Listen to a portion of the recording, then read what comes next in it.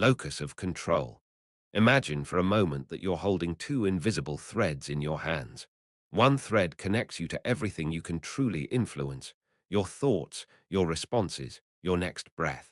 The other stretches out into the vast complexity of the world, tethering you to everything beyond your reach, other people's choices, the weather tomorrow, the exact moment you'll fall asleep tonight. You stand there in the quiet darkness, feeling the tension between these threads, sensing how one feels solid and real while the other seems to slip through your fingers like mist. Which thread, you begin to wonder, holds the key to your peace? The ancient Stoics discovered something curious about human suffering. We often exhaust ourselves pulling on the wrong thread. They called this understanding the locus of control, the recognition that some things exist within our sphere of influence while others remain forever beyond it.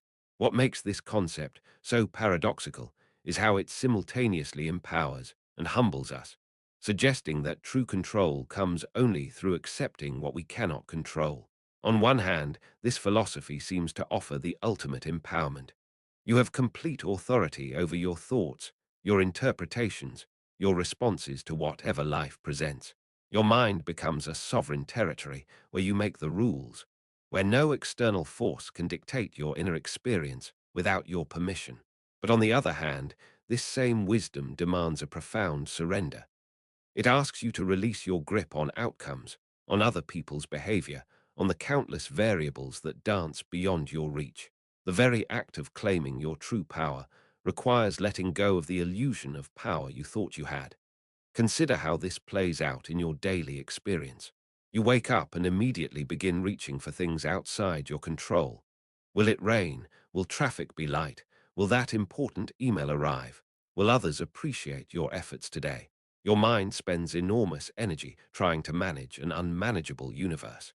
Yet the moment you turn your attention inward, you discover a realm of absolute sovereignty.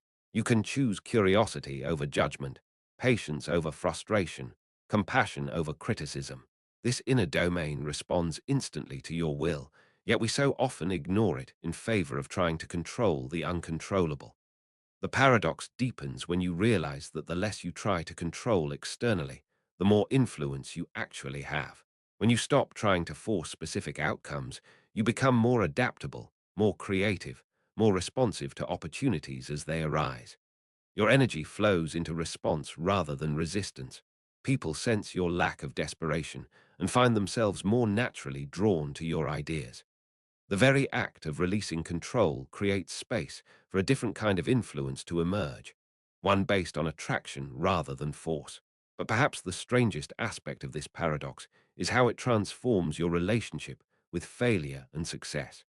When you truly understand your locus of control, these external labels lose their power to define your sense of worth. You begin to measure yourself by different metrics.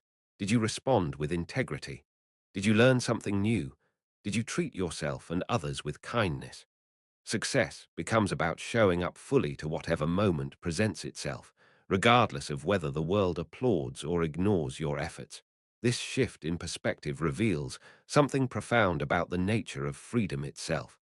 Most of us unconsciously define freedom as the ability to get what we want when we want it. But the Stoics discovered a deeper freedom, the liberation that comes from wanting what you already have control over. When your happiness depends on your own choices rather than external circumstances, you become truly unconquerable. No person or situation can rob you of what matters most, because what matters most lives within you. The emotional landscape of this understanding feels different too. Instead of the constant tension of trying to manage the unmanageable, you settle into a calmer rhythm. There's still engagement, still caring, still effort. But underneath runs a current of acceptance that makes everything lighter. You care deeply about outcomes while holding them lightly. You work toward your goals while remaining unattached to the specific ways they unfold. This isn't indifference.